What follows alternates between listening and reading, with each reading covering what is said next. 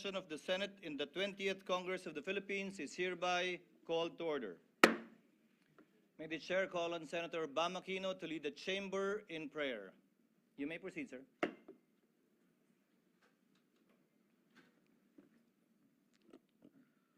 Panginoon, nagpapasalamat po kami sa isa pang pagkakataon na makapagsilbi sa ating bayan. Humihingi po kami ng tapang na gawin ang tama at nararapat para sa aming bayan. Humihingi kami ng tiwala sa taong bayan na siyang nagluklok sa amin dito at sa inyo, Panginoon, na may gabay sa buong bansa. At humihingi rin kami ng pagkakaisa na kahit magkakaiba man ang aming mga kasaysayan, samahan at pananaw, kaya naming unahin ang kapakanan at pangangailangan ng taong bayan. Pagkakaisa para sa mga nasalanta ng bagyo, naapektuhan sa matinding pag-ulan at lahat po na nangangailangan.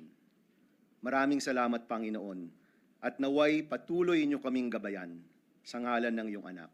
Amen. Thank you, Senator Bam. Please remain standing for the singing of the Philippine National Anthem and the Senate hymn, Senadong Marangal, to be led by the Los Cantes de Manila.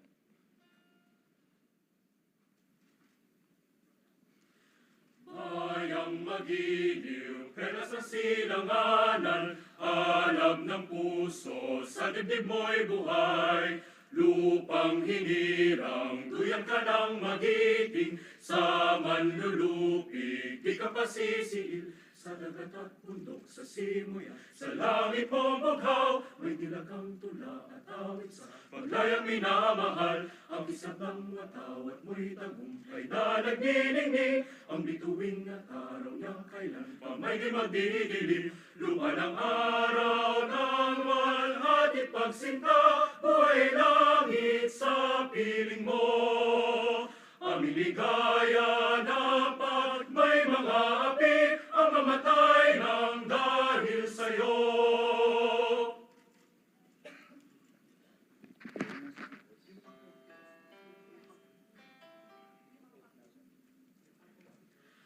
Puso at diwa ng Senado ang katwiran, isa batas ang miting makabayan.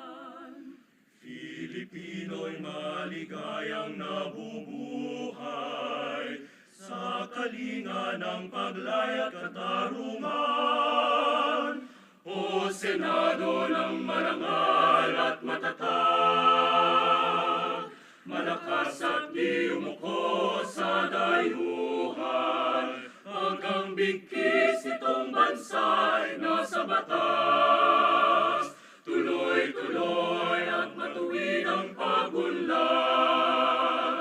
O Senado ng marangal at matatag, malakas at di umuko sa dayuhan, pagkang bigkis itong bansa'y nasa batas. Tuloy-tuloy at matuwid ang pagunlad.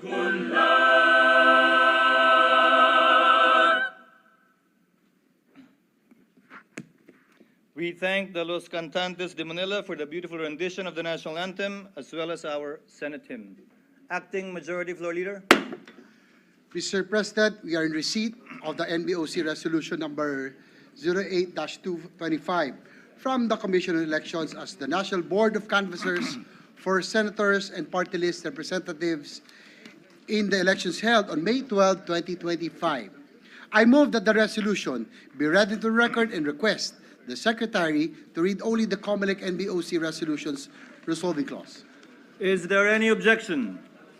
Hearing none, the motion of the Acting Majority Floor Leader is approved. COMELEC National Board of Canvassers Resolution 08-025 is deemed read into the records. Secretary will now read only the resolutory clause of the aforestated resolution. Now, therefore, by virtue of the powers vested in it under the 1987 Constitution, the Omnibus Election Code, and other election laws, the Commission on Elections, sitting en banc as the National Board of Canvassers, hereby declares the following candidates as the duly elected senators of the Republic of the Philippines in the 12 May 2025 national and local elections ranked according to the number of votes obtained by each to serve for a term of 6 years, beginning at noon of June 30, 2025, in accordance with Section 4, Article 6 of the 1987 Philippine Constitution. Number 1, Go Christopher Lawrence Tesoro. Number 2, Aquino Paulo Benigno Aguirre.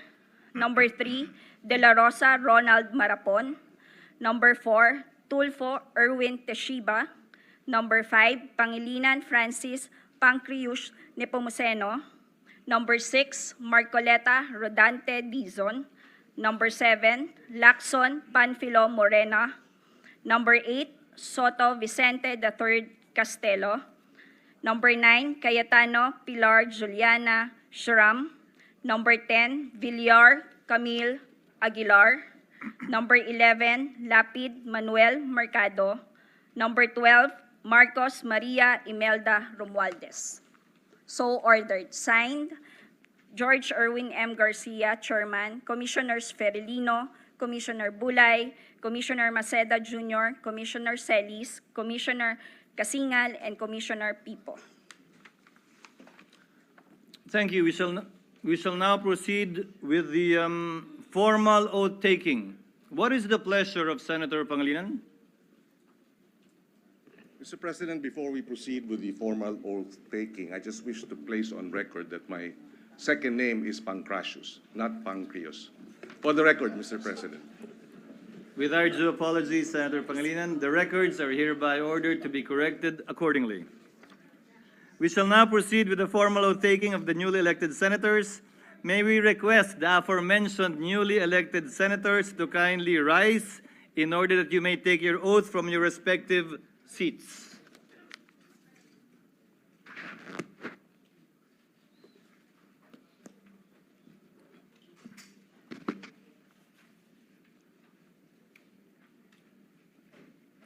Please raise your hand and repeat after me. I, please state your name. Having been elected to the position of senator, do hereby solemnly swear that I will well and faithfully discharge, to the best of my ability, the duties of my present position and of all others I may hereafter hold under the Republic of the Philippines, that I will support and defend the Constitution of the Philippines, that I will obey the laws, legal orders, and decrees promulgated by the duly constituted authorities, and maintain true faith and allegiance to the Republic of the Philippines, and that I impose this obligation upon myself voluntarily,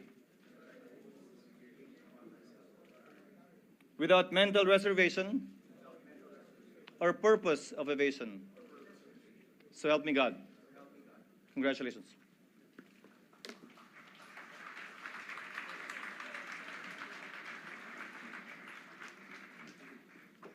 Secretary will please call the roll. Roll call of members, the Honorable Senator Aquino, Senator Cayetano Alan, Senator Cayetano Pia, Senator De La Rosa, Senator Ejercito, Senator Estrada, Senator Gatchalian, Senator Go, Senator Hontiveros, Senator Lacson, Senator Lapid, Senator Legarda, Senator Marcoleta, Senator Marcos, Senator Padilla, Senator Pangilinan, Senator Soto, Senator Tulfo Erwin, Senator Tulfo Rafi, Senator Villanueva, Senator Villar Camille, Senator Villar Mark, Senator Zubiri, Senate President Escudero. With 24 senators present, Chair hereby declares the presence of a quorum. Majority Leader, Mr. President, I move that we suspend the session. any objection? Hearing none, session is suspended.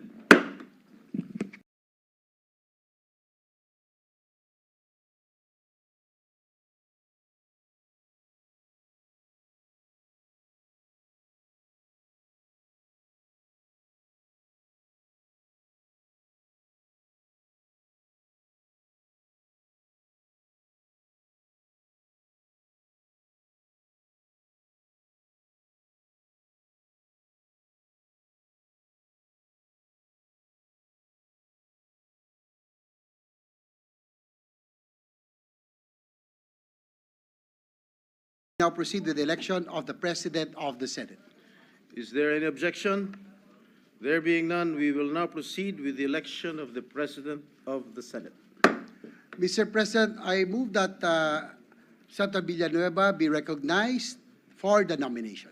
Senator Joel Villanueva is recognized. Thank you very much, Mr. President. Thank you, Acting Majority Leader. Mr. President, esteemed colleagues, throughout the years, many extraordinary senators have graced this august chamber. With so many courageous, passionate, and committed public servants in this chamber, it is incredibly difficult, if not impossible, to leave a legacy that truly stands apart. But in our long history as an institution, I dare say that Senator Francis Chis Escudero is characterized among those who have left an indelible mark. Our relationship with Senator Escudero dates back during our glory days in the lower house of Congress. At the young age of 28, he rose to represent the District of Sorsogon with distinction, matching and even surpassing the caliber of more seasoned and veteran lawmakers, serving as Deputy Majority Leader and eventually as our Minority Leader. Nung ako po'y isang bagitong kongresista noong 12th Congress, ako po'y tambay doon sa Majority Leader's Office. Noong pong 13th Congress, tambayan ko naman ang Minority Leader's Office sa basement ng North Wing Building sa Kamara de Representantes. Hindi po dahil gusto ko yung amoy ng sigarilyo, kundi dahil parang classroom po na doon ay merong propesor na nagtuturo sa iyo. Tuwing lalabas po ako sa North Wing basement, ganado po ako palagi. Or to say the least, palagi po akong inspired at confident. During those years, Mr. President, I saw Senator Escudero's deep respect for law, his brilliance as a lawyer, his charisma as a leader, and eloquence as a speaker. Hindi na po siya nagsisigarilyo ngayon. Mr. President, they say some people bring out the best in us. For me, that person is Senator Chis. He doesn't just fan the flames, he ignites the fire. Here in the Senate, Senator Escudero has established a legacy that leads with courage, clarity, and an unwavering commitment to public service. In committee work, he has been known to cut through the noise and focus on solutions. Whether in bill and budget deliberations or oversight hearings, his grasp of detail and sense of justice remain uncompromising, Mr. President. Although he assumed the Senate presidency midstream, Senator Escudero did not settle for less. And numbers don't lie. Under his leadership, Mr. President, a historic 216 laws were passed during the third regular session. This is a proof of his outcome-focused mindset and ability to sometimes micromanage. But the opinion of the Filipino people about the Senate is also an important measure. According to the latest Pulse Asia survey in June, more than half or 53% of those surveyed are satisfied with the Senate's performance, an 8 percentage point increase from 45% in March of 2024. When challenges come, Senator Escudero stands firm, facing them with political maturity and discernment. He even patiently answers endless, repeated questions from our friends from the media, even from his critics, not to grandstand, but to enlighten. During a time when our institution was under attack because of conflicting views on impeachment, he stood his ground and guided the Senate in the right direction. Napakarami pong sinalag ni Senator Escudero para protektahan ang ating minamahal na Senado. Hindi po madaling harapin, Ginoong Pangulo, ang mga mapanghusgang mga komento, masasakit na mga batikos ng ilang mga kritiko, at minsan mga below the belt na pag-aatake, lalo na po sa social media. Pero hinarap niya po ito ng may tapang, subalit sa paraang mahinahon, matalino at marespeto. At sa inilabas po na desisyon ng Korte Suprema tungkol sa impeachment, ang tanong, Ginoong Pangulo, hindi pa po ba klaro na tama ang landas kung saan dinala ni Senator Escudero ang buong Senado? Hindi po tayo nagmadali, hindi rin naman natin inupuan ang impeachment, subalit sa isang sama-samang desisyon binigyang gabay ng ating SP na panatili natin ang moral high ground ng Senado. Sa ganito pong mga pagkakataon ko po nadama ang lubos na pagmamalaki sa ating institusyon, Ginoong Pangulo, at maging lalong proud bilang miyembro ng Senado, ang makagawa ng tamang desisyon para sa ating mga kababayan. In all humility, Mr. President, I can say that when Senator Escudero ran for Vice President in 2016, I could not support him. Because we belong to different parties, Mr. President. When he aimed for Senate presidency, I did not support him then either. Aaminin ko po, Mr. President, wala pong direktang suporta na nakuha sa akin si Senator Escudero sa mga nakaraang laban niya sa politika. So bakit po si Senator Chis Escudero? Dahil bukod po sa hindi nawala ang tiwala niya sa atin, hindi po niya tayo nakalimutang i-mentor, i-challenge, i-inspire. He truly brings out the best in us. Higit sa lahat, klaro po ang mga gusto niyang ma-accomplish. Sa kabila po ng ingay sa politika, ang gusto lang po niya ay work, work, work, work. I join his cause and I believe Senator Chis can bring out the very best in the Senate this 20th Congress. Therefore, Mr. President, I nominate the good gentleman from Sorsogon, Senator Francis Chis Escudero, as our Senate President. Thank you, and may God bless us all. Thank you, Senator Joel Villanueva, the Acting Majority Leader. Yes, Mr. President, I ask that Senator Gatchalian be recognized for his seconding nomination. Senator Sherwin Gatchalian is recognized. Maraming salamat. Magandang umaga po sa lahat. Noong 19th Congress po, nagkaroon po ako ng pagkakataon at oportunidad na makatrabaho po si Senate President Chis Escudero. At bilang chairman po ng Senate Committee on Ways and Means, ang aming trabaho ay gumawa ng batas para makahanap ng bagong sources of revenue. At dahil po sa kanyang liderato, guidance, at sabi na nga ni Senator Joel, pagpupursige, nakapagpasa ho kami ng 10 batas sa Committee on Ways and Means kung saan makakalikom ang gobyerno ng halos 300 billion in new sources of revenues. Hindi ko makakalimutan nung binabalangkas ho namin yung Create More Law na isa sa pinakakomplikadong batas na hinawakan po ng Senate Committee on Ways and Means. Merong mga 2, 3, 4 na gabi na pumunta ho siya sa aking tanggapan, umupo doon hanggang hating gabi at hindi ho aalis kung hindi ho matapos yung batas. Kaya po, dahil po sa kanyang pagpupursige, ang Create More Law ay ating naisabatas at ngayon ay pinapatupad po ng ating pamahalaan pang nasyonal. So with that, Mr. President, it is my great honor, it is with great honor to second the nomination of Senate President Chis Escudero. Thank you, Senator Gatchalian. Acting Majority Leader. Yes, Mr. President, I move that Senator Ronald Bato de la Rosa be recognized to second the nomination. Senator Ronald Bato de la Rosa is hereby recognized. Thank you, Mr. President. Mr. President, esteemed colleagues, ladies and gentlemen, as your attorney, it is my honor to express my profound support for one of the sharpest, most intelligent senators I have ever had the privilege of working with. A real attorney with a heart, Senator Chis Escudero. He whose nomination I have the honor of seconding. So we may call once again him Senate President. I admit that I started as a reluctant supporter of our Senate President, caught up in the whirlwind of events at the time. I gave the kind of support that was almost synonymous with surrender, with raised hands and tear-stained eyes, as if to say, wala na rin akong magagawa.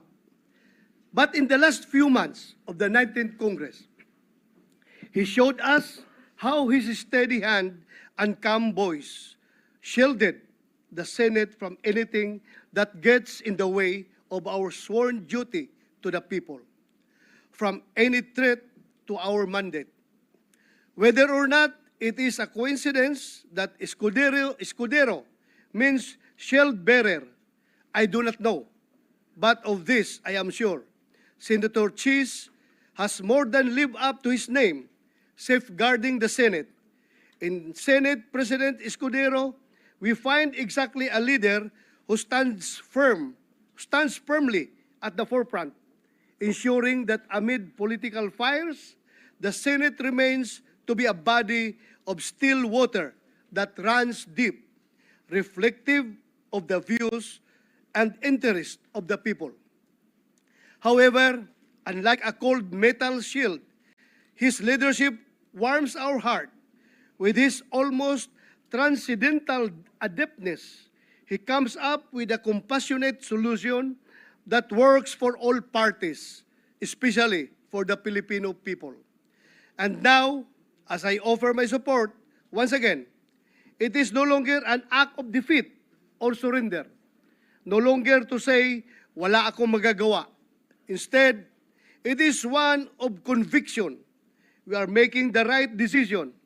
The shield-bearer leader with a heart is the right choice. Maraming salamat, Mr. President, and I look forward to all that we shall accomplish in the 20th Congress. Thank you, Senator Bato de la Rosa, the acting majority leader. Yes, Mr. President, I move that Senator Raffy Tulfo be recognized to second the demonstration. Senator Raffy Tulfo is hereby recognized. Thank you, Mr. President. My dear colleagues, today I rise not just to nominate a leader, but to honor a legacy of service, an unwavering commitment to the Filipino people. I proudly support the nomination of Senator Francis Cheese Escudero. More than anything, his experience and record in public service speaks for itself. From his early days as one of the youngest lawmakers in Congress to his role as Senate President during the 20th Congress, Senator Escudero has consistently championed legislation that uplifts lives. Under his leadership, the Senate passed key measures that strengthen our sovereignty, boost our economy, and protect our most vulnerable. But beyond the bills and titles, Senator Escudero brings leadership with heart. Matibay na puso ang kailangan upang pagtagpuin ang 23 magkakaiba na opinyon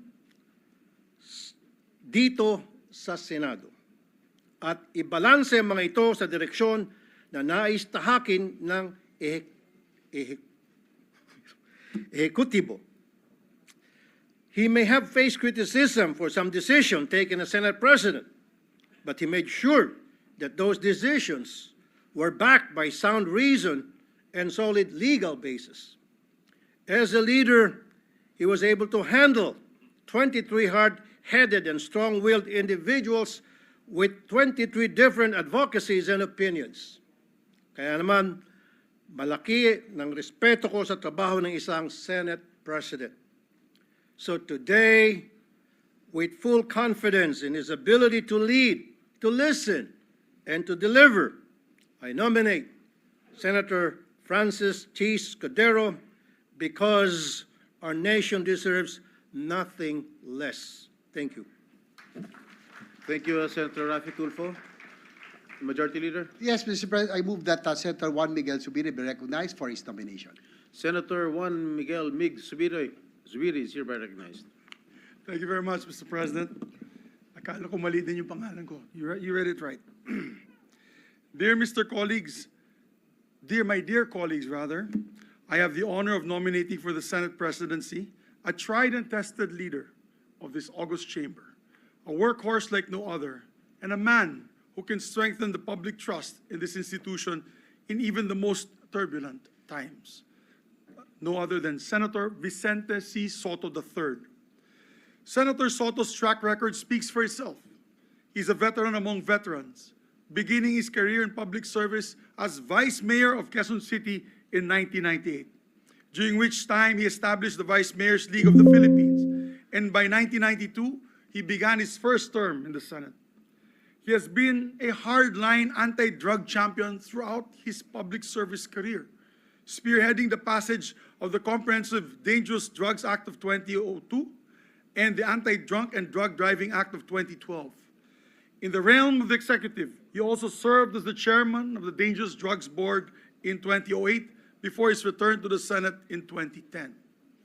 Other notable laws to his name are the Juvenile Justice and Welfare Council Act, the Children's Emergency Relief and Protection Act, the National Athletes Coach and Trainers Benefits and Incentives Act, and the Motorcycle Crime Prevention Act, as well as the Bayanihan to Heal as One Act and the Doktor para sa Bayan Act. Throughout his 24 years in the Senate, as a testament to his great skill as a leader and a consensus builder, he has gained the trust of various sets of senators to serve as majority leader, as deputy minority leader, and ultimately as Senate President. Having served in various leadership roles in the Senate, Senator Soto perhaps has developed a deep understanding of our rules and traditions, and more importantly, the gravity of upholding them. He does not just know our rules inside out, he also knows what chaos and instability will ensue if we fail to honor them. The Senate stands for more than just a legislative function.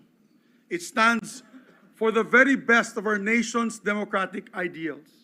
And as Senate President, Senator Soto was a traditionalist in the very best sense of the word, protecting the Senate's stand and legacy as a nation's last bastion of democracy. He led, and I'd like to add for the record that there was one time that his leadership was challenged because of his role of protecting each and every chairman, to allow each and every chairman the leeway to act in accordance to their committee's structure and the ideals of their committee. And he never meddled with these traditions of the Senate. No.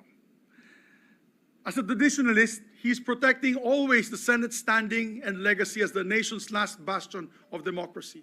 He led with fairness and transparency and led as primus inter pares, first among equals. Walang linalamangan, ika nga. Under his leadership, the Senate had a healthy spirit and exchange of debates between the members. But also a spirit of unity that inspired trust and confidence in the Filipino people. As his majority leader during his term as Senate President, I have seen firsthand his commitment to this institution and how he led by example. For instance, he was always present and on time, walang absent. If there's anyone in this institution that claimed the perfect attendance, it is him as well since the start of his legislative career, together with myself since 1998. I guess with him it's 1992. To show his commitment to the institution as a legislator, he led definitely by example. For instance, even during the time of COVID, we were all online, Mr. President. All of us were online. I was in Cagayan de Oro as majority leader because there was a lockdown. Senator Soto, Mr. President, was present all the time in the session floor, in the exact podium where the presiding officer is sitting right now. To be able to open session, even at an elder age, he was a senior citizen. He was not afraid to come to the Senate and to start the sessions in that podium, Your Honors. Ikaw na lang ang mahihiya pag naunahan ka niya sa session hall, pag kayo'y late. And I'd like to give a short anecdote on that. As a matter of fact, those days, I would be late sometimes. As many of you know, sometimes I'm late for my meetings. But as majority leader, the Senate President Soto would always start session at 3 p.m., regardless if we were here or not. And I could recall a few times, he would start session at 3 p.m. and suspend to await my arrival. Siyempre, nakakahiya po yan. And I learned my lesson not to be late anymore. It was quite embarrassing, actually. But that was Senator Soto. He was a stickler for the rules and traditions. At bilang Senate President, lagi siyang handa para sa lahat na nangyayari at mangyayari sa Senado. From the day-to-day grind of the legislative mill to the long-term timelines for our priority measures. Ika nga, walang trabahong malit at walang problemang malaki para kay Senator Soto. Tito Sen was on top of everything and the Senate functioned smoothly under his guidance. So my dear colleagues, let us elect a leader who can help the Senate rise above the noise and establish itself once again as an institution dedicated to nothing but the best interests of the Filipino people. Let us elect Senator Vicente C. Soto III as our Senate President. Maraming salamat po at mabuhay ang Senado. Thank you, Senator Migs Subiri, Majority Leader. Yes, Mr. President, I move that Senator Lauren Legarda be recognized to second the nomination. Senator Lauren Legarda is recognized. Thank you, Mr. Presiding Officer. It is my honor to second the nomination of Senator Vicente C. Soto III for the Senate presidency. A former Senate President and the most seasoned member of this chamber, now in his 5th Senate term, Senator Soto brings unmatched institutional memory and legislative experience, as well as a firm grasp of the discipline and the decorum that this august institution demands. He understands both the weight of the Senate's traditions and the demands of principled dissent, qualities that powerfully distinguish his ability to lead the Senate. I was in my first term in 1998 till 2004. I was the majority leader in 2001, and he was the minority leader. Fast forward on my 3rd term, he was a Senate president for many years, and I was his trusted chairman of the Committee on Finance. We've worked together for more than 25 years, and I can attest to his discipline that he will lead with transparency, discipline, decorum, accountability, and many more, the traits needed by the institution at this time. This designation affirms our commitment to a Senate that is discerning and grounded in democratic principles, engaging in the work of legislation with integrity, transparency, accountability, and independence. Thank you, Mr. President. Thank you, Senator Lauren Legarda, Majority Leader. Mr. President, there are no other nominations. I therefore move that we close the period of nomination and proceed to vote for the position of the President of the Senate. Is there any second? Senator Alan Peter?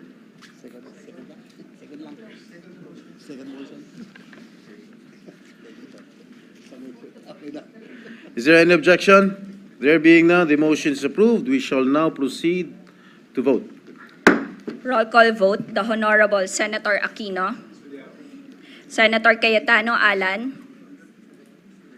Senator Cayetano Pia, Senator De La Rosa, Senator Escudero, Senator Ejercito, Senator Estrada, Escudero. Senator Gatchalian, Senator Go, Senator Hontiveros, Senator Lacson, Senator Lapid, Senator Legarda, Senator Marcoleta, Senator Marcos, What is the vote? Escudero. Hina. Escudero. Ba't mahina? Senator Padilla, Senator Pangilinan, And I'd like to explain my vote after the voting. Senator Soto, Senator Tulfo Erwin, Senator Tulfo Rafi, Senator Villanueva, Senator Villar Camille, Senator Villar Mark, Senator Zubiri, Lapid Escudero, ha?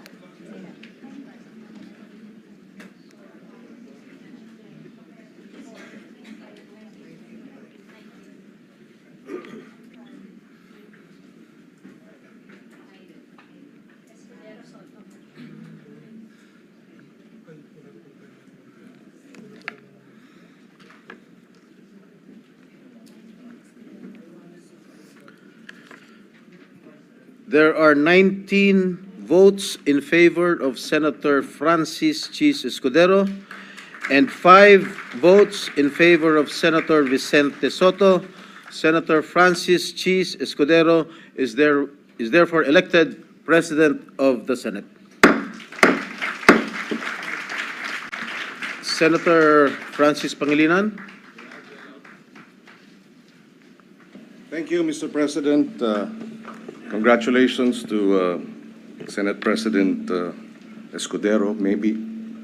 Mr. President, fellow senators, please allow me to explain my vote.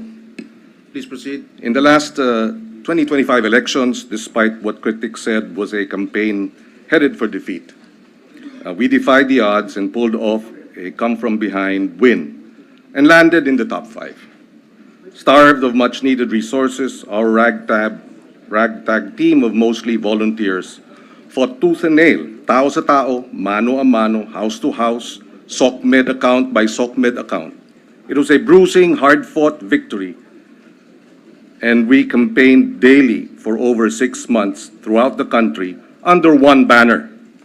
Pababain ang presyo ng bigas at pagkain, palakasin ang hanay ng magsasaka, mangingisda at agrikultura. It is a banner I know well. For over 15 years now, I have carried it in the legislative branch as chairperson of the Agriculture Committee from 2010 to 2013, and then again from 2016 to 2017. In 2014 and 2015, I carried it more forcefully in the Executive Department as Food Security Secretary, heading the critical agencies such as, and namely, National Food Authority, National Irrigation Administration, Philippine Coconut Authority, and the Fertilizer and Pesticide Authority. In a period of just 1 year during our stint, with the full backing of former President Aquino, we won a major battle for the Filipino people.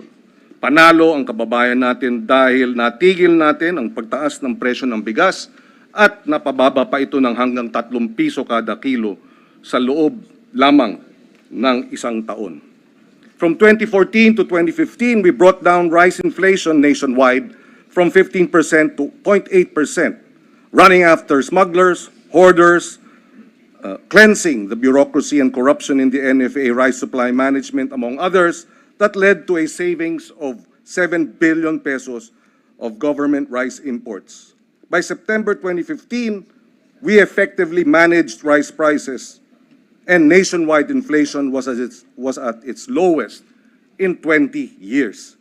Kaya kung maalala natin ng ating mga kababayan, noong mga panahon na yun, maraming nabibili ang 500 piso at 1,000 piso sa palengke. Mababa, pinakamababang inflation. It is in this context that my decision to align with the majority and with the support of the majority of our colleagues secure the chairmanship of the Senate Agriculture Committee. We are facing our nation is facing a food crisis, and high prices of food have led to unprecedented hunger incidents as well as unprecedented stunting among our children. I am not a political ally of the administration, but my 15 years experience in the agri and food sector, both in the legislative and executive branches, tells me that only if the executive and the legislative branches work together can we effectively bring down food prices and address hunger and food inflation. Nagawa na natin noon, at kung magbigay ng buong suporta ang ating Pangulo, magagawa natin ulit ngayon. Finally, in my 18 years as senator, I have seen Senate presidents come and go. I have seen majority and minority blocs dissolved periodically. I have witnessed political alignments rearranged and reconfigured repeatedly.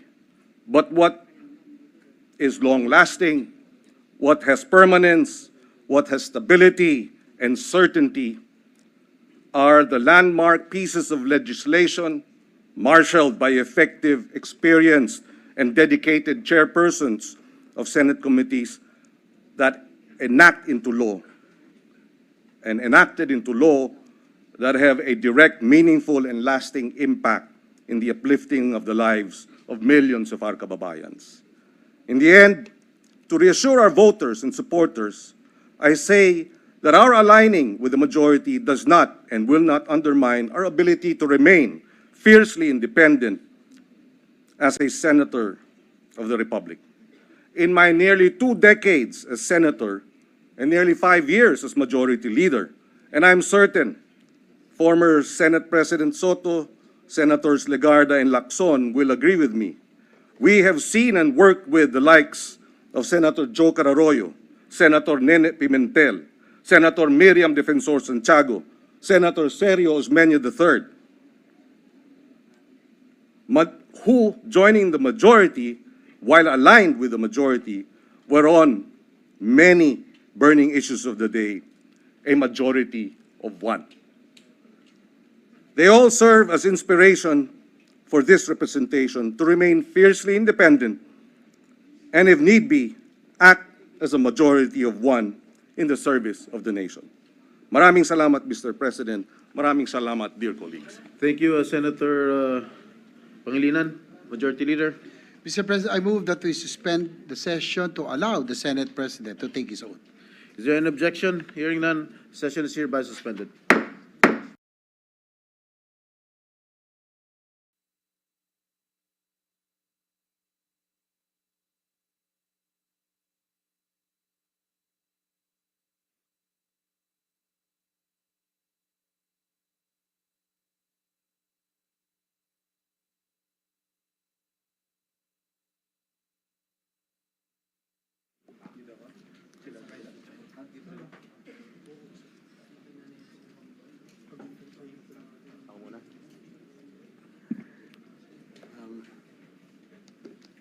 Majority Leader. Majority Leader. Yes, session is resumed, Mr. President. Session is resumed. We shall now proceed with the oath taking. Considering the solemnity of the occasion, may we ask the members of the Senate and our guests to please stand. The Honorable Senator Pia Cayetano will administer the oath to the Senate President-elect. Senator Escudero, please raise your right hand and follow after me. I state your name. I, Francis Cheese G. Escudero, Having been elected to the position of, having been elected to the position of Senate President, do hereby solemnly swear do hereby solemnly swear that I will well and faithfully discharge, that I will well and faithfully discharge, to the best of my ability, to the best of my ability, the duties of my present position, the duties of my present position, and of all other I may hereafter and of all others I may hereafter hold under the Republic of the Philippines, hold under the Republic of the Philippines, that I will support that I will support and defend the Constitution of the Philippines, and defend the Constitution of the Philippines, that I will obey the laws, that I will obey the laws, legal orders and decrees legal orders and decrees promulgated by the duly constituted authorities, promulgated by the duly constituted authorities, and maintain true faith and allegiance and maintain true faith and allegiance to the Republic of the Philippines, to the Republic of the Philippines, and that I impose this obligation upon myself voluntarily and that I impose this obligation upon myself voluntarily, without mental reservation or purpose of evasion. without mental reservation or purpose of evasion. So help me God. So help me God. Congratulations.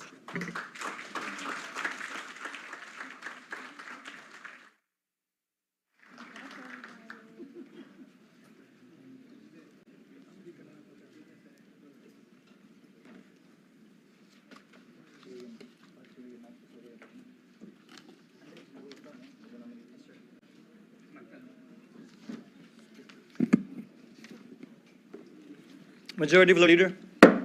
Mr. President, the Senate will now elect the Senate President pro tempore. May I ask this Senator Ronald Bato de la Rosa be recognized to make the nomination. Senator Bato de la Rosa is recognized for his nominating speech. You may proceed, sir. Thank you, Mr. President. It has been said time and again that when it comes to politics, there are no permanent friends, no permanent enemies, only permanent interests. But, Mr. President, the man I have the honor to nominate for the position of Senate President pro tempore proudly stands as a challenge to that statement. My friend, Senator Jinggoy Estrada. Mr. President, I am not nominating him for the position out of friendship alone. He has proven himself more than capable of leading this institution as its second highest official. In fact, he has been trusted with the same position in 2007, 2013, and once more in 2024, serving faithfully until the end of 19th Congress. With his hard-earned seniority and accumulated wisdom from this chamber, Senator Jinggoy is a leader who steps up and delivers whenever he needs to, right when we need him. He sees beyond political colors and alliances. Being in politics, what Senator Jinggoy shows us is that it is also in our best interest to be true in our dealings, transcending our self-imposed boundaries. If only interests are permanent in his life, Mr. President, then we ought to follow the example of Senator Jinggoy and treat authentic friendship as an interest. Together, we shall pursue what is best for all of us. This is his brand of leadership, and it is one that I can definitely stand behind. Back then, I had the duty of guarding and ensuring the safety and security of Senator Jinggoy while he was vacationing at the PNP Custodial Center. I can personally attest to the impeccable character of his person. Wherever chamber he may be in, his body may have been imprisoned, but his ideas and aspirations for the poor remained free. Sorry. Paulit-ulit, lagit-lagi, kagaya ni Pangulong Irap, para sa masa, para sa mahirap. As he himself puts it, he is indeed a man of conviction. It is therefore my honor, Mr. President, to nominate, to once again be our Senate President pro tempore, Senator Jinggoy Estrada. Majority Floor Leader. Mr. President, there are no other nominations. I therefore move that the period of nominations be closed for the position of Senate President pro tempore. Any objection to the motion?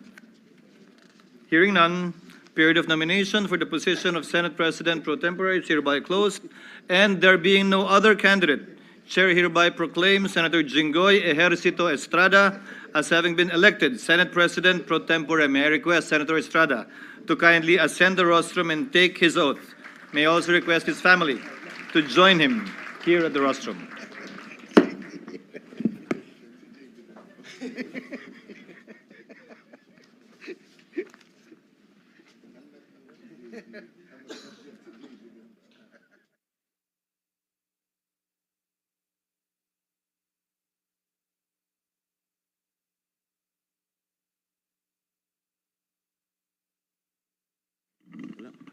Mr. President, may I request my kid brother to witness my oath taking? Join his brother.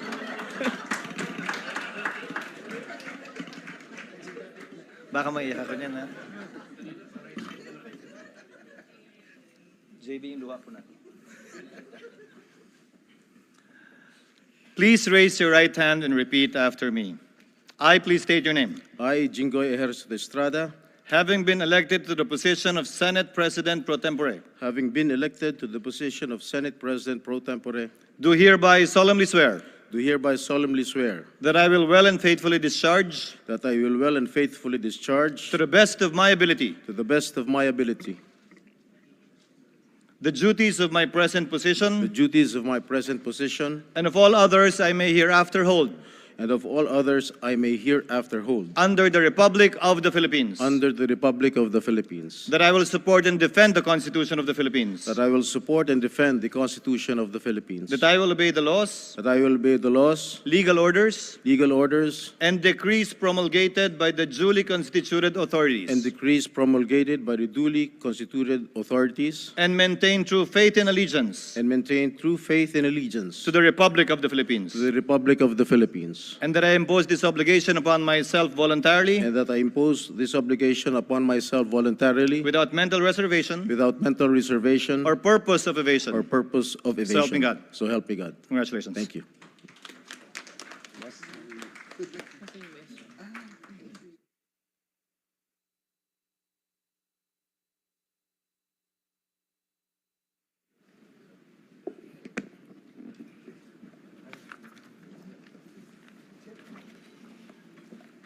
Majority Floor Leader.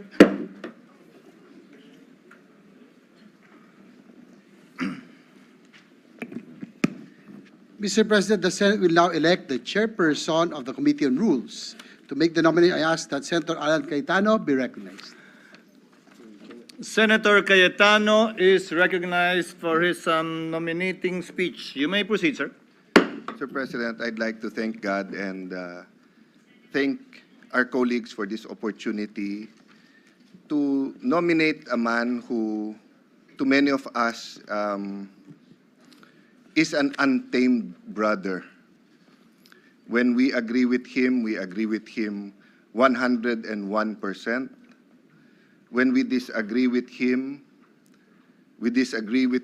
in a manner that brothers fiercely disagree. But one thing we can say is that he is always there for us.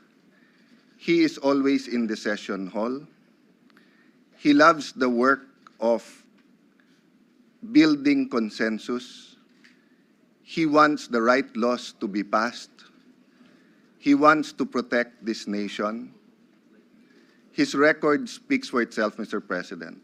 So, Mr. President, it's a great privilege to be one of those who will nominate, but also to ask our people to not only look at present news, social media, judge day by day certain actions, but put Joel Villanueva under the microscope. And when you put him under the microscope, you will see that he is seeking to build this nation. He is seeking God's kingdom here on earth. And I think, Mr. President, we will be very productive in the weeks, months to come, having Senator Joel Villanueva again as our majority leader. Thank you, Mr. President. So I hereby nominate him as our majority leader.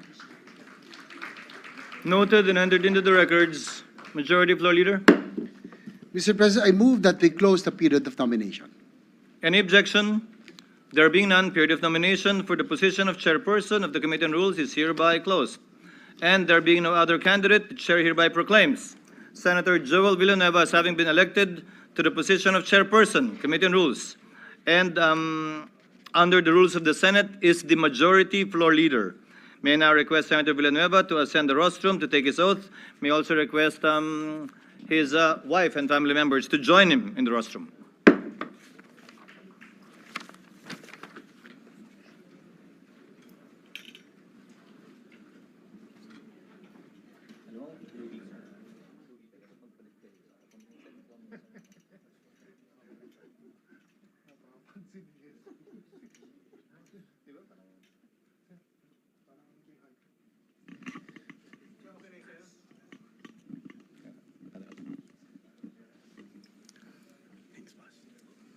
Please raise your right hand and repeat after me. I, please state your name.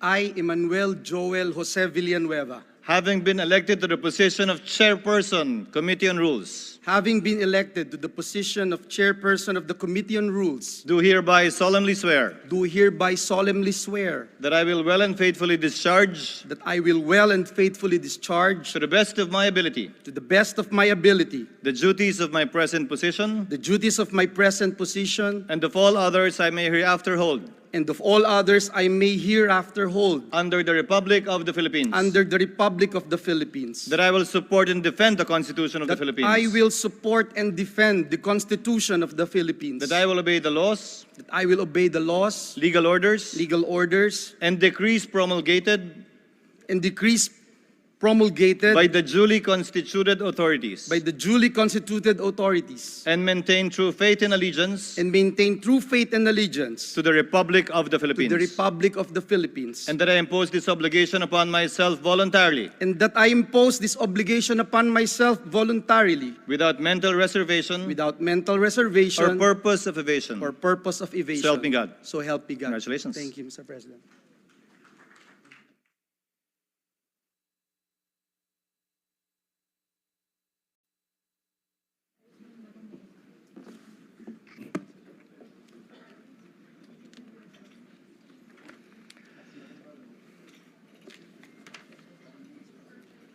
Majority Floor Leader.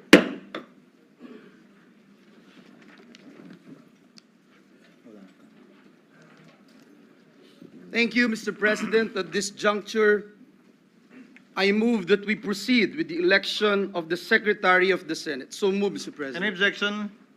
Hearing none, motion is approved. Mr. President, for the position of the Secretary of the Senate, may I respectfully nominate Attorney Renato N. Bantug Jr. So move, Mr. President. Attorney Renato N. Bantug Jr. is hereby nominated. Are there any other nominees? Mr. President, there are no other nominations. I therefore move that the period of nomination be closed. I so move. Any objection? Chair hears none, motion is hereby approved. There being no other candidate, Attorney Renato N. Bantug Jr.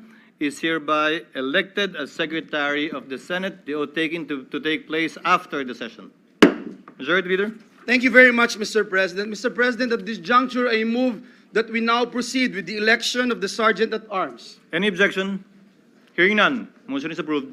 Mr. President, may I move that we recognize Senator Bato de la Rosa for his nomination. So move, Mr. President. Senator De La Rosa is recognized for his speech nominating the Senate Sergeant at Arms. You may Thank you, proceed, Mr. sir. President.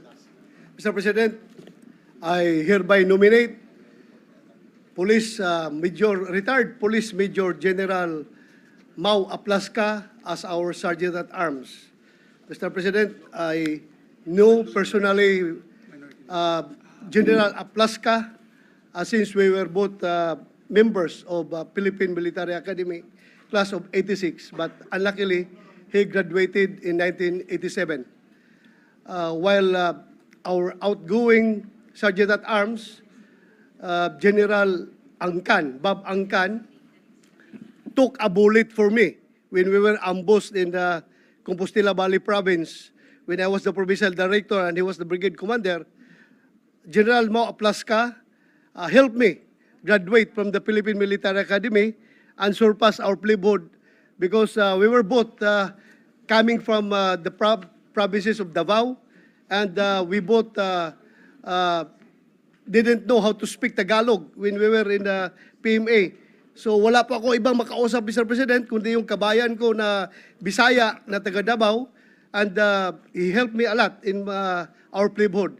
And Mr. President, it is my honor to nominate once again retired Police Major General Mau Aplaska to be our Sergeant at Arms. Thank you, Senator De La Rosa. Majority Floor Leader. Mr. President, there are no other nominations, and therefore I move that we close the period of nomination. So move. Any objection? Hearing none, motion is approved. There being no other candidate, Police Major General Mau Renada Aplaska is hereby elected as Sergeant at Arms of the Senate. Again, the oath taken to follow after the session.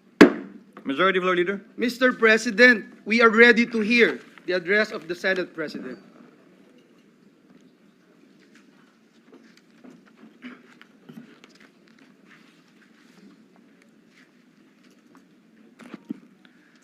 Bago ko magsimula, nais ko magpasalamat sa aking mga kasamahan sa patuloy po ninyong paniniwala at pagtitiwala. Esteemed members of the Diplomatic Corps, members of the Cabinet, my dear colleagues in the Senate, both past and present, my fellow workers in government, mga minamahal kong kababayan, Diyos marhay na aga sa saindo gabos, good morning. As we open the 20th Congress of the Republic of the Philippines, allow me to begin, as I do every morning, with a prayer for serenity. If you're familiar with it, kindly bear with me. Lord, grant us the serenity to accept with patience the things we cannot change. Grant us the courage to change the things that we can, and most importantly, grant us the wisdom to know the difference. These words have comforted me all of my life, especially now, as we enter another turbulent chapter in our nation's history. These words also offer clarity in times of confusion and calm in moments of crisis. Of late, there seems to be no shortage of either. It seems our days are full of contention and conflict, issues that divide, politics that polarize, and partisanship that distracts us from our work. Some will say we are a divided nation, and that this is reflected even in our chamber. To this I say, in a democracy, disagreement is not division, and that debate is not synonymous with dysfunction. On the contrary, I believe that disagreements, debates, and disputes are evidence that our democracy is alive and well. For as history has shown us, democracy does not wither from too much debate. Rather, it dies from too little. In our line of work, we should not and cannot take things personally, especially in the age of social media, where every citizen has a platform in the palm of his or her hands. We should not and cannot respond to every comment. We should rise above any anger, resentment, and bitterness we may have. We should move on. We should move forward, and we must continue to do our job. We are here to serve our people, guided by our conscience, driven by our conviction, and emboldened by courage. We should not and cannot bow to a mob. We will not be cowed by the shrillest of voices. We will stand up for what is right, what is just, and what is consistent with the rule of law and our Constitution. That we disagree does not mean that you are right and I am wrong, or that I am right and you are wrong. After all, nobody has a monopoly of good ideas, intentions, and plans for our country, nor does anyone have a monopoly for love of our country. Just because I am not on your side does not necessarily mean I am on the wrong side. Let history be the judge of that, for hindsight is always 20/20. We are the nation's conscience, and it's the final check of abuse and tyranny of the so-called majority at times, unyielding to threats, unmoved by noise, and unafraid to say no if it is the right thing to do.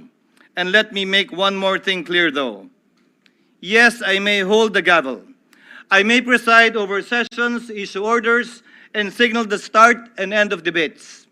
But this Senate is not mine alone to lead. The direction we will take will never be determined by a single hand, much less my hand, but by 24 heads, each with a mandate, each with a mind, each with a voice that matters. This is a collective body, and its strength lies in the balance, not in the banging of that gavel. While we come from different provinces, parties, and pasts, I have no doubt this Senate shall prevail despite the issues that have come to divide us. We have overcome them before, and we shall overcome these again. Throughout history, humanity has thrived on the rich tapestry of diverse perspectives, each contributing a unique thread to the fabric of our society. It is this mosaic of voices that brings innovation, progress, and understanding. No one perspective holds all the answers, and it is precisely in our differences that we should find strength. We must cherish diversity of thought and approach it with humility. We are part of an ever-evolving conversation where every voice should matter, where dialogue leads to discovery, and where disagreement can be just a stepping stone to deeper comprehension. Let us open our minds, listen actively, and learn from one another. Ang mga pagkakaiba po natin ay hindi sagabal, bagkos ito ang nagbibigay saysay sa ating mga deliberasyon. And in the 20th Congress, as in those before it, there will be many deliberations and discussions, some more contentious than others. In these moments, I pray we choose to listen more, not to shout louder, to disagree without being disagreeable, to always be respectful, and to respect each other's opinion. To speak, not to score political points, but to make a point. And to debate, not to destroy each other, but to build the nation together. At the end of the day, we must work together to find common ground and common cause, to find common solutions to our common problems. Hiling at panawagan ko po sa aking mga kapwa senador, magtrabaho po tayo sa kabila ng ingay ng politika sa ating kapaligiran. Dahil lahat tayo ay nasa isang bangka lamang, at isang direksyon lamang ang ating tinatahak. Tungo sana sa pagkamit ng mga pangarap, hangarin, mithin at layunin ng ating mga kababayan. Every day, the Filipino people look to the Senate to come up with solutions that will improve their lives, address their needs, and bring their aspirations within reach. First, to put food on their tables, roofs on their heads, and sufficient paychecks in their pockets. To lower the cost of living so that each family may live comfortably and humanely. To open doors of opportunity, providing meaningful jobs and support to small businesses. To support the farmers who feed our people yet cannot feed their own. To write a national syllabus that will truly educate our children and prepare them for the future. To provide a healthcare system that treats the sick without bankrupting their families. To install a safety net for those who fall through the cracks and enable them to rise again. To safeguard our streets from the influence of drugs and crime, protect our rights, and ensure that justice is accessible and served swiftly and fairly for all. To defend our borders, secure our seas, and uphold our sovereignty while maintaining cordial relations with other nations. To protect our environment, adapt to climate change, and shield our people from the ravages of natural disasters. To fight graft and corruption, restore dignity and efficiency in public service, and reform our politics. And, last but not the least, to lay the foundations, both physical and legal, that will ensure that every Filipino partakes in the bounty of development. Ultimately, every act we take, every law we make, must pass a single test. Makakatulong ba ito sa ordinaryong Pilipino? This is our duty. This is our mandate. At inuulit ko po, magtrabaho tayo. My dear colleagues, noong nagdaang halalan, iba't ibang kulay ang dinala natin. Pula, asul, dilaw, berde, puti, kahel o rosas. But as we all know, the elections are over and the last ballot has been counted. For the sake of our people, it is time we trade the colors of our campaigns for the colors of our country. In place of the colors that divide us, let us embrace the colors that truly matter, the colors that define who we are as a nation, the colors on the flag that hangs before us. Asul, sagisag ng lahing Pilipino na kakaiba sa ibang mga lahi, may dangal, may paninindigan, at hindi kailanman papalupig. Puti, sagisag ng pagkakapantay-pantay ng bawat Pilipino at katarungan para sa lahat. Dilaw na araw at mga bituin, sumasagisag sa mga mataas na mithin, hangarin, at layunin ng ating mga kababayan at pag-asa na dala ng bawat bukas. Pula, sagisag sa ating kahandaang hindi lamang mamatay, kung kinakailangan lumaban at pumatay, alang-alang sa kalayaan at kasarinlan ng ating bayan.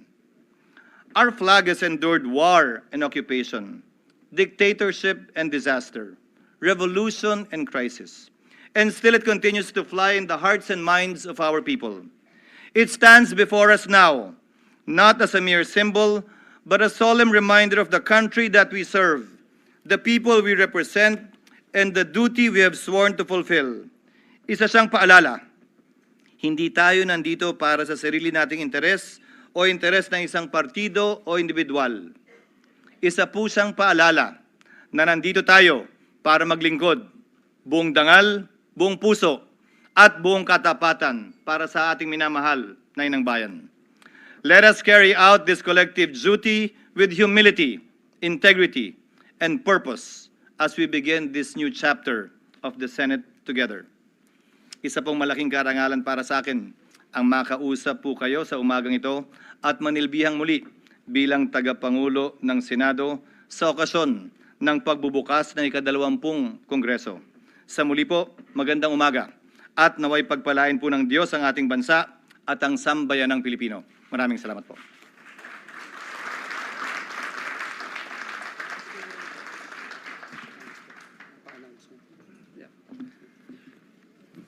Mr. President. Majority Floor Leader. Mr. President, in line with the call from the Senate President, may we invite all members of the Senate to attend all members caucus tomorrow at 1 p.m.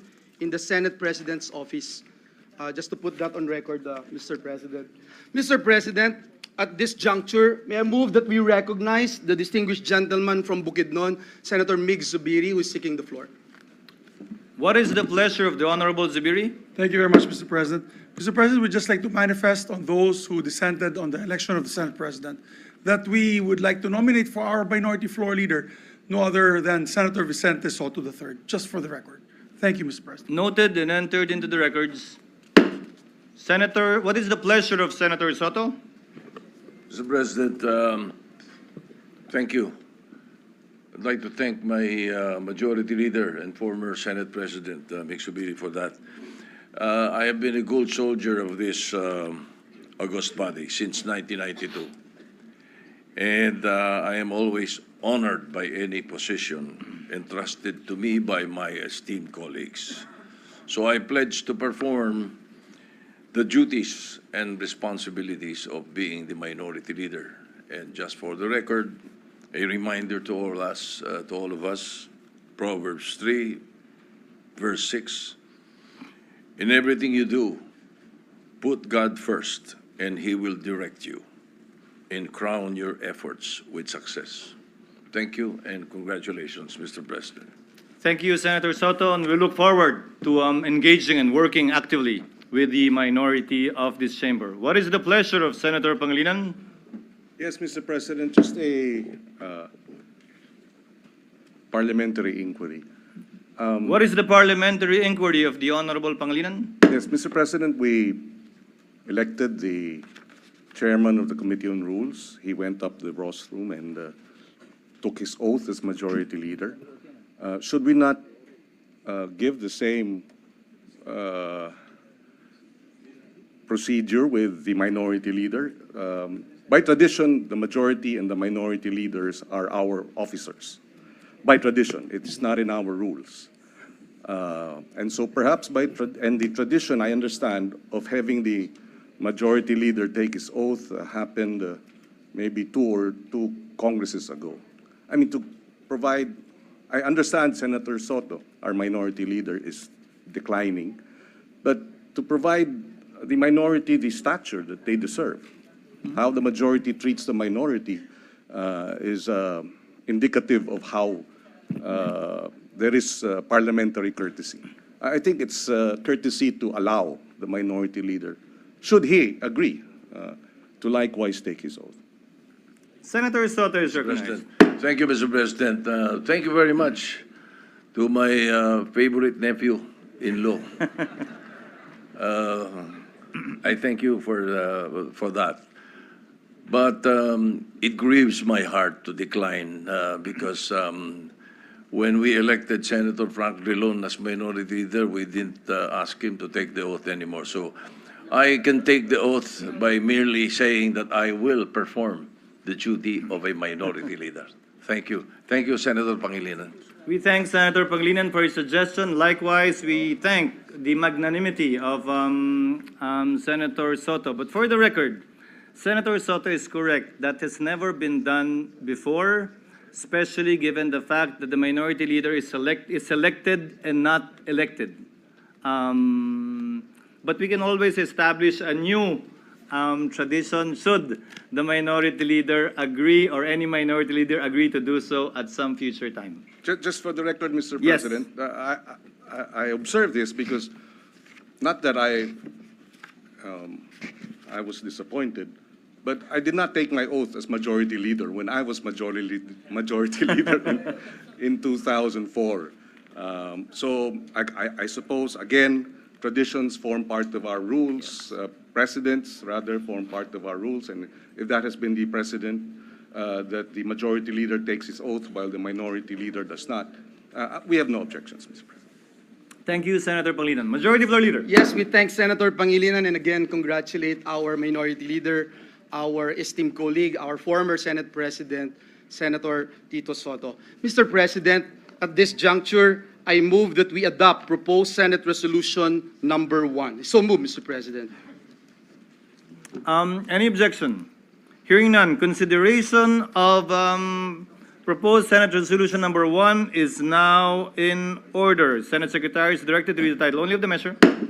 Resolution informing President Ferdinand Romualdez Marcos Jr. that the Senate has been organized with the election of its officers, and that this body has entered upon the exercise of its functions for the first regular session of the 20th Congress of the Philippines. Majority Floor Leader. Mr. President, I move that we adopt proposed Senate Resolution number 1. Any objection? Hearing none. Motion is approved. Proposed Senate Resolution number 1 is hereby adopted. Mr. President, this juncture, I move that we consider proposed Senate Resolution number 2. So moved, Mr. President. Any objection? Hearing none, consideration of the aforementioned resolution is now in order. Senate Secretary is directed to read the title only of the measure. Resolution informing the House of Representatives that the Senate has been organized with the election of its officers, and that this body has entered upon the exercise of its functions for the first regular session of the 20th Congress of the Philippines. Majority Floor Leader. Mr. President, I move that we adopt proposed Senate Resolution number 2. Any objection? Hearing none, proposed Senate resolution is hereby adopted. Mr. President, I move that we consider House Concurrent Resolution number 1. So moved, Mr. President. Any objection? Hearing none, consideration of House Concurrent Resolution is now in order. Senate Secretary is directed to read the title only of the measure. Concurrent resolution providing for the Senate and the House of Representatives to hold a joint session to hear the message of the President of the Republic of the Philippines. Mr. President, I move that we adopt House Concurrent Resolution number 1. Any objection? Hearing none, House Concurrent Resolution number 1 is hereby adopted. Majority Leader. Mr. President, I move that we consider Senate Concurrent Resolution number 1. So moved, Mr. President. Any objection? Hearing none, motion is approved. Senate Secretary is directed to read the title only of the measure. Concurrent resolution creating a joint committee of the Senate and the House of Representatives to notify the President of the Philippines that the Congress, now convened for its first regular session of the 20th Congress of the Philippines, is ready to hear the State of the Nation address in a joint session of both houses. Mr. President, I move that we adopt Senate Concurrent Resolution number 1. Any objection? Hearing none, Senate Concurrent Resolution number 1 is hereby adopted. Pursuant thereto, Chair hereby appoints the following to the Joint Notification Committee on the part of the Senate, namely, Senators Estrada, Villanueva, Ejercito, Cayetano, Alan, and our distinguished Minority Floor Leader, Senator Soto. So ordered. Majority Leader. Thank you very much, Mr. President. Before we suspend the session, may we request our colleagues to remain at the session hall for the official pictorial. We advise the public not to enter the hall while the pictorial is ongoing. Mr. President, there being no further business, I move that we suspend the session until 4 o'clock this afternoon, at which time we shall reconvene at the session hall of the House of Representatives to hear the State of the Nation address of President Ferdinand Romualdez Marcos Jr. in a joint session of both houses of Congress, and upon its adjournment, the session of the Senate shall be considered adjourned until 3 o'clock in the afternoon of Tuesday, July 29, 2025. So moved, Mr. President. Any objection? Hearing none, the session is suspended until 4 o'clock this afternoon for the joint session of Congress. May the Chair again remind our colleagues to remain on the floor for our traditional picture opportunity, picture taking, and for our respective spouses to kindly remain in the gallery for the photo op as well. The members of the Senate are advised to proceed and to be seated at the Senate Session Hall of the House of Representatives on or before 3:30 p.m. Session is suspended.